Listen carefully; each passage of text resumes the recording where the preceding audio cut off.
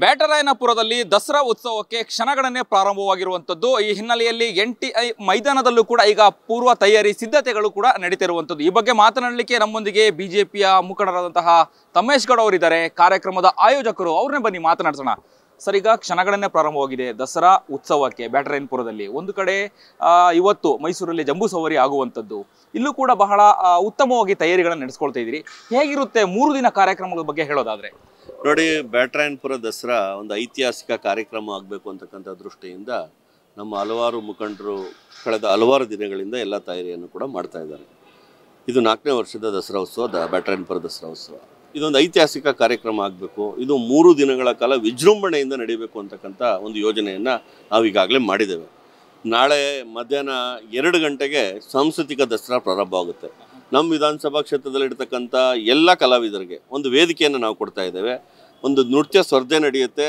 ಜೊತೆಗೆ ನಮ್ಮೆಲ್ಲ ಕಲಾವಿದರಿಗೂ ಕೂಡ ಈ ವೇದಿಕೆಯ ಮೂಲಕ ತಮ್ಮದೇ ಕ್ಷೇತ್ರದಲ್ಲಿ ತಮ್ಮ ಪ್ರತಿಭೆಯನ್ನು ಪ್ರದರ್ಶನ ಮಾಡೋಕ್ಕೆ ಒಂದು ಅವಕಾಶವನ್ನು ಮಾಡಿಕೊಟ್ಟಿದ್ದೇವೆ.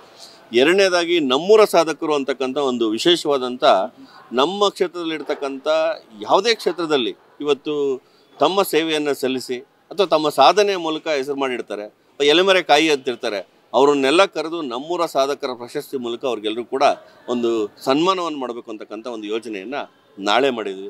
ಜೊತೆಗೆ ತಾಯಿಯ ದುರ್ಗಾ ಪರಮೇಶ್ವರಿಯ ಪೂಜೆಯ ಮೂಲಕ ನಾಳೆ ಸಾಂಸ್ಕೃತಿಕ ದಸರಾ ಆಗುತ್ತೆ. ನಾಳದ್ದು ಯುವ ದಸರಾ. ನಮಗೆಲ್ಲ ಗೊತ್ತಿದೆ, ಮೈಸೂರಿನಲ್ಲಿ ಅತಿ ಹೆಚ್ಚಾಗಿ ಪಾಪ್ಯುಲರ್ ಆಗೋದು ಯಾವುದು ಅಂತಂದರೆ ಯುವ ದಸರಾ. ನಮ್ಮ ಬ್ಯಾಟರಾಯನಪುರದಲ್ಲೂ ಕೂಡ ನಮ್ಮೆಲ್ಲ ಯುವ ಮಿತ್ರರು ಅವ್ರದ್ದೇ ಆದಂಥ ಎಲ್ಲ ತಯಾರಿಯನ್ನು ಮಾಡಿದ್ದಾರೆ.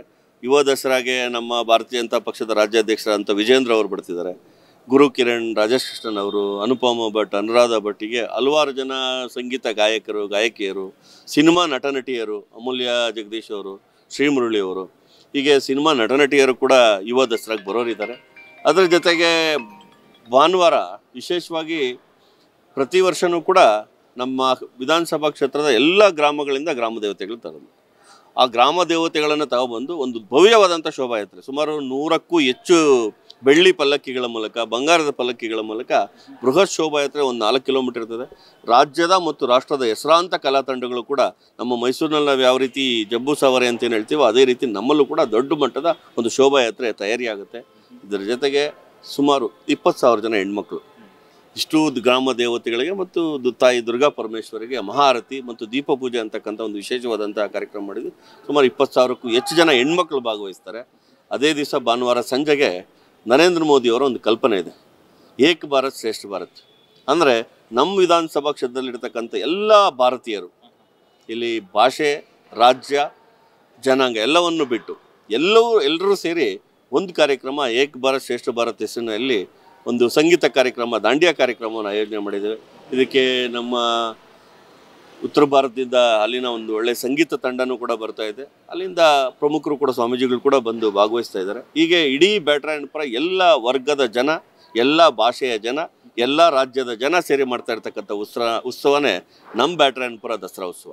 S, okay. ಇನ್ನ ಬ್ಯಾಟರಾಯನಪುರ ವಿಧಾನಸಭಾ ಕ್ಷೇತ್ರದಲ್ಲಿ ದಸರಾ ಉತ್ಸವ ಅಂತ ಹೇಳಿದ್ರೆ ಎಲ್ಲರೂ ಕೂಡ ಕಾತುರದಿಂದ ಕಾಯ್ತಿದ್ದಾರೆ. ಯಾರು ಕೂಡ ದಸರಾ ಉತ್ಸವ ಕಾರ್ಯಕ್ರಮ ಮಾಡಲಿಕ್ಕೆ ಕೈ ಹಾಕೋದಿಲ್ಲ. ಅಂದ್ರೆ ಅಷ್ಟು ಸುಸಜ್ಜಿತವಾಗಿ ನಡೆಸುವಂಥ ಕಾರ್ಯಕ್ರಮದ ಪರಿಕಲ್ಪನೆ ಇದ್ರ ಬಗ್ಗೆ ಹೇಳೋದಾದ್ರೆ? ಸರಿ, ನೋಡಿ, ನಾವೊಂದು ಈ ಕಾರ್ಯಕ್ರಮವನ್ನು ಶುರು ಮಾಡಬೇಕಾದ್ರೇ ಭಾಳ ಯೋಚನೆ ಮಾಡಿ ಶುರು ಮಾಡ್ತೀವಿ. ಬ್ಯಾಟರಾಯನಪುರ ವಿಧಾನಸಭಾ ಕ್ಷೇತ್ರ ಒಂದು ತಾಲೂಕು ಕಚೇರಿಯನ್ನು ಕೂಡ ಇಲ್ಲಿವರೆಗೂ ಹೊಂದಿಲ್ಲ. ಇಲ್ಲಿ ನಾವು ರಾಷ್ಟ್ರೀಯ ಹಬ್ಬಗಳಿಗೂ ಒಟ್ಟಾಗಿ ಸೇರಲ್ಲ. ಸಾಮಾನ್ಯವಾಗಿ ನಿಮ್ಗೆ ಏನಾದರೂ ಒಂದು ತಾಲೂಕಾ ಸೆಂಟ್ರ್ ಇದ್ದರೆ ನೀವೆಲ್ಲ ಬೇರೆ ತಾಲೂಕಾ ಕೇಂದ್ರದಲ್ಲಿ ಇಂಡಿಪೆಂಡೆನ್ಸ್ ಡೇಗೆ ಎಲ್ಲ ಶಾಲೆಯ ಮಕ್ಕಳು ಒಂದು ಕಡೆ ಸೇರ್ತಾರೆ, ಅಥವಾ ರಾಜ್ಯೋತ್ಸವಕ್ಕೆ ಇಡೀ ಕ್ಷೇತ್ರ ಜನ ಒಂದು ಕಡೆ ಸೇರಿ ರಾಜ್ಯೋತ್ಸವ ಮಾಡ್ತಾರೆ. ಈ ಥರದ ಪರಿಕಲ್ಪನೆ ಅಲ್ಲಿರ್ತದೆ. ಸಾಂಸ್ಕೃತಿಕವಾಗಿ ಅಥವಾ ರಾಷ್ಟ್ರೀಯ ಹಬ್ಬಗಳಲ್ಲಾದರೂ ಒಟ್ಟಾಗುವಂಥ ಒಂದು ಅವಕಾಶ ಇರ್ತದೆ. ಆದರೆ ನಮ್ಮ ವಿಧಾನಸಭಾ ಕ್ಷೇತ್ರ ದೌರ್ಭಾಗ್ಯ, ಆ ಥರದ್ದು ಯಾವುದೇ ಕಾರ್ಯಕ್ರಮಗಳು ಇಲ್ಲಿ ನಡೀತಿರಲಿಲ್ಲ. ಇಂಥ ಸಂದರ್ಭದಲ್ಲಿ ನಾವು ಯೋಚನೆ ಮಾಡಿದ್ವಿ, ನಮ್ಮ ವಿಧಾನಸಭಾ ಕ್ಷೇತ್ರ ಎಲ್ಲ ಗ್ರಾಮಗಳು, ಎಲ್ಲ ಲೇಔಟುಗಳು ಹೊಸದಾಗಿ ಬಂದಿರತಕ್ಕಂಥದ್ದು ಮತ್ತು ಹೊರಗಡೆಯಿಂದ ಬಂದಿರತಕ್ಕಂಥ ಜನನೂ ಸೇರಿ ಒಂದು ಸಾಂಸ್ಕೃತಿಕವಾದಂಥ ಉತ್ಸವ ಆಗಬೇಕು. ಅದು ಧಾರ್ಮಿಕವಾದಂಥ ಕಲ್ಪನೆ ಇರಬೇಕು. ಅದು ಯಾವ ಸಂದರ್ಭದಲ್ಲಿ ಆಗಬೇಕು ಅಂತಂದರೆ, ನಿಮಗೆಲ್ಲ ಗೊತ್ತಿರುತ್ತೆ, ಸಾಮಾನ್ಯವಾಗಿ ದಸರಾ ಅಂತಂದರೆ 9 ದಿವಸ ಎಲ್ಲ ದೇವರುಗಳಿಗೂ ಪೂಜೆ ಮಾಡಿ ಒಂದು ಪಟ್ಟಕ್ಕೆ ಕೂರಿಸಿ ಆ ದೇವರುಗಳಿಗೆ ಶಕ್ತಿ ಬರೋ ರೀತಿಯಾದಂಥ ಎಲ್ಲ ಧಾರ್ಮಿಕ ಕಾರ್ಯಗಳು ಆಗುತ್ತೆ. ನಮ್ಮ ಹಳ್ಳಿಗಳಲ್ಲಿ ನಾವು ಸಾಮಾನ್ಯವಾಗಿ ಗಮನಿಸಿರ್ತೀವಿ, ದಸರಾ 9 ದಿವಸ ಪೂಜೆ ನಂತರ 10ನೇ ದಿವಸ ಎಲ್ಲ ಕಡೆ ಮೆರವಣಿಗೆ ಆಗುತ್ತೆ. ನೋಡಿ, ಇವತ್ತು ಎಲ್ಲ ಕಡೆ ಆಗ್ತಿದೆ, ಎಲ್ಲ ಹಳ್ಳಿಗಳಲ್ಲೂ ಮೆರವಣಿಗೆ ದೇವಸ್ಥಾನಗಳಲ್ಲಿ ಆಗ್ತಿದೆ. ಯಾಕಂತಂದರೆ ಆ 9 ದಿನ ಶಕ್ತಿ ಬಂದಿರ್ತದೆ. 10ನೇ ದಿವಸ ಆ ದೇವರ ಮೆರವಣಿಗೆ ಮಾಡಿದ್ರೆ ಊರಿಗೆ ಒಳ್ಳೇದಾಗುತ್ತೆ ಅಂತ. ಅದೇ ರೀತಿ ನಮ್ಮ ಕಲ್ಪನೆ ನಮ್ಮ ಬ್ಯಾಟರಾಯನಪುರ ದೇವಸ್ಥಾನದಲ್ಲಿರ್ತಕ್ಕಂಥ ಎಲ್ಲ ಗ್ರಾಮ ದೇವತೆಗಳದ್ದು ಒಂದು ಶೋಭಾಯಾತ್ರೆ ಆದರೆ ಬ್ಯಾಟರಾಯನಪುರಕ್ಕೆ ಒಳ್ಳೆಯದಾಗುತ್ತೆ. ಒಂದು ನಾವು ಸಾಂಸ್ಕೃತಿಕವಾಗಿ ಒಂದಾಗ್ತೀವಿ, ಧಾರ್ಮಿಕವಾಗಿ ನಮ್ಮ ನಂಬಿಕೆ ದೇವರು, ಆ ದೇವರ ಆಶೀರ್ವಾದದಿಂದ ನಮ್ಮ ವಿಧಾನಸಭಾ ಕ್ಷೇತ್ರದ ಜನಕ್ಕೆ ಒಳ್ಳೆಯದಾಗಲಿ ಅಂತಕ್ಕಂಥ ದೃಷ್ಟಿಯಿಂದ ಸಾಮೂಹಿಕವಾಗಿ ಮಾಡ್ತಕ್ಕಂಥ ಒಂದು ಉತ್ಸವ ಆಗಬೇಕು. ಯಾವ ರೀತಿ ಮೈಸೂರಿನಲ್ಲಿ ದಸರಾ ಫೇಮಸ್ ಆಗಿದೆಯೋ, ಯಾವ ರೀತಿ ಇಡೀ ವಿಶ್ವವನ್ನು ಗಮನವನ್ನು ಯಾವ ರೀತಿ ಸೆಳೆಯುತ್ತೋ, ಅದೇ ರೀತಿ ಬ್ಯಾಟರಾಯನಪುರನೂ ಕೂಡ ಇಡೀ ಬೆಂಗಳೂರು ಮತ್ತು ಇಡೀ ರಾಜ್ಯದ ಗಮನ ಸೆಳೆಯಬೇಕು ಅಂತಕ್ಕಂಥ ದೃಷ್ಟಿಯಿಂದನೇ ನಾವು ಈ ಉತ್ಸವವನ್ನು ಶುರು ಮಾಡಿದ್ದು. ತುಂಬ ಖುಷಿ ಇದೆ. 4ನೇ ವರ್ಷ, ಪ್ರತಿ ವರ್ಷವೂ ಕೂಡ ಜಾಸ್ತಿ ದಿವಸ ಚೆನ್ನಾಗಿ ಮಾಡ್ಕೊಂಬಂದ್ವಿ. ಈ ಸಾರಿ 3 ದಿವಸ ಮಾಡ್ತಿದ್ವಿ. ಮುಂದಿನ ದಿನದಲ್ಲಿ ಇದನ್ನು 9 ದಿವಸನೂ ಮಾಡಬೇಕು ಅಂತಕ್ಕಂಥ ಗುರಿ ಇದೆ. ಎಸ್, ಇನ್ನು ಕಾರ್ಯಕ್ರಮದ ಕೇಂದ್ರ ಬಿಂದು ಅಂತ ಹೇಳಿದ್ರೆ ಶೋಭಾಯಾತ್ರೆ. ನೀವು ಹೇಳಿದಾಗೆ ಶೋಭಾಯಾತ್ರೆಯಲ್ಲಿ ಎಷ್ಟು ಜನ ಸೇರುವಂತಹ ನಿರೀಕ್ಷೆ ಇದೆ ಅನ್ನುವಂಥದ್ದು? ಸರ್, ನಮ್ಮ ನಿರೀಕ್ಷೆ 1 ಲಕ್ಷಕ್ಕಿಂತ ಹೆಚ್ಚು ಜನ ಭಾಗವಹಿಸ್ತಾರೆ ನಮ್ಮ ಪ್ರಕಾರವಾಗಿ. ಯಾಕಂದರೆ ನಿಮಗೆ ಶೋಭಾಯಾತ್ರೆ ಎಲ್ಲ ಮನೆಗಳಿಂದ ಹೊರಗೆ ಬಂದಿರ್ತಾರೆ ಜನ. ಬ್ಯಾಟರಾಯನಪುರದಲ್ಲಿ ಏನಾಗಿದೆ ಅಂತಂದರೆ, ಮೊದಲು ನಾವು ಪ್ರಾರಂಭ ಮಾಡಿದಾಗ ನಾವು ಆ ಕಾರ್ಯಕ್ರಮದ ಬಗ್ಗೆ ಪ್ರಚಾರ ಮಾಡಬೇಕಾಗಿತ್ತು. ಇವತ್ತು ಜನ ಪ್ರಚಾರ ಮಾಡ್ತಾರೆ, ಎಲ್ಲೋದ್ರೂ ಕೇಳ್ತಾರೆ, ಸರ್ ಯಾವತ್ತಿದೆ ಕಾರ್ಯಕ್ರಮ, ಯಾವತ್ತಿಂದ ಶುರುವಾಗುತ್ತೆ, ನಾವು ಯಾವತ್ತು ಬರಬೇಕು ಅಂತ ಕೇಳೋ ರೀತಿ ಇವತ್ತು ಜನರ ಮಧ್ಯೆ ಈ ಕಾರ್ಯಕ್ರಮದ ಮಹತ್ವ ಗೊತ್ತಾಗಿದೆ. ಮತ್ತು ಎಲ್ರಿಗೂ ಅನ್ನಿಸ್ತಿದೆ ನಾವೆಲ್ಲರೂ ಕೂಡ ಸಾಂಸ್ಕೃತಿಕವಾಗಿ ಒಟ್ಟಾಗಿರಬೇಕು. ನಮ್ಮ ಧರ್ಮದ ಏನು ನೀತಿಗಳು ಪದ್ಧತಿಗಳಿದೆ ಅಥವಾ ನಮ್ಮ ಧರ್ಮವನ್ನು ಗೌರವಿಸ್ತಕ್ಕಂಥದ್ದಾಗ್ಬೋದು, ನಮ್ಮ ನೈತಿಕ ವಿಚಾರಗಳಿಗೆ ನಾವು ಭದ್ರಾಗಿರಬೇಕು ಅಂತಕ್ಕಂಥ ಪ್ರಾಮಾಣಿಕವಾದಂಥ ವಾತಾವರಣ ಈಗಾಗಲೇ ಶುರುವಾಗ್ತಾ ಇರೋದ್ರಿಂದ ನಮ್ಮ ಉತ್ಸವ ಒಂದು ಯಶಸ್ವಿ ಉತ್ಸವ ಆಗುತ್ತೆ ಮತ್ತು ಎಲ್ಲರೂ ಭಾಗಿಯಾಗ್ತಕ್ಕಂಥ ಉತ್ಸವ ಆಗುತ್ತೆ. ಕೊನೆಯದಾಗಿ ಬ್ಯಾಟರಾಯನಪುರ ವಿಧಾನಸಭಾ ಕ್ಷೇತ್ರದ ಎಲ್ಲ ಸಾರ್ವಜನಿಕರಿಗೆ ನೀವು ಏನು ಹೇಳಲಿಕ್ಕೆ ಬಯಸ್ತೀರಿ ಈ ಸಂದರ್ಭದಲ್ಲಿ? ನನ್ನೆಲ್ಲ ಬ್ಯಾಟರಾಯನಪುರದ ಬಂಧುಗಳಲ್ಲಿ ನನ್ನೊಂದು ವಿನಂತಿ, ನಿಮ್ಮೆಲ್ಲರ ಹಬ್ಬ ದಸರಾ ಹಬ್ಬ. ನಮ್ಮ ಬ್ಯಾಟರಾಯನಪುರದಲ್ಲಿ ಕಳೆದ 3 ವರ್ಷಗಳಿಂದ ನಿಮ್ಮೆಲ್ಲರ ಸಹಕಾರದಿಂದ ತುಂಬ ಯಶಸ್ವಿಯಾಗಿ ನಡೆದಿದೆ. ಈ ಸಾರಿ 3 ದಿನ ನಡೆಯೋದಿದೆ. ನಾಳೆ, ನಾಳಿದ್ದು, ಆಚೆ ನಾಳಿದ್ದು 3 ದಿವಸ, 3, 4, 5 ಈ 3 ದಿವಸ ನೀವೆಲ್ಲರೂ ಕೂಡ ಬನ್ನಿ, ಭಾಗವಹಿಸಿ. ನಾವು ಎಲ್ಲೋ ಹೊರಗಡೆ ಹೋಗಿ ಕಾರ್ಯಕ್ರಮವನ್ನು ನಾವೆಲ್ಲರೂ ನೋಡ್ತೇವೆ, ಆದರೆ ನಮ್ಮಲ್ಲೇ ನಡೀತಕ್ಕಂಥ ಕಾರ್ಯಕ್ರಮದಲ್ಲಿ ನಾವೆಲ್ಲರೂ ಕೂಡ ಭಾಗವಹಿಸಬೇಕು. ಈ ಸಾಂಸ್ಕೃತಿಕ ಉತ್ಸವ, ಧಾರ್ಮಿಕ ಉತ್ಸವದಲ್ಲಿ ತಾವೆಲ್ಲರೂ ಕೂಡ ಭಾಗವಹಿಸಿ ಒಂದು ಮಾದರಿ ಬ್ಯಾಟರಾಯನಪುರ ದಸರಾ ಉತ್ಸವ ಮಾಡಬೇಕು ಅಂತ ತಮ್ಮೆಲ್ಲರಲ್ಲೂ ಕೂಡ ವಿನಂತಿಯನ್ನು ಮಾಡ್ತೇವೆ. ಧನ್ಯವಾದಗಳು ಸರ್.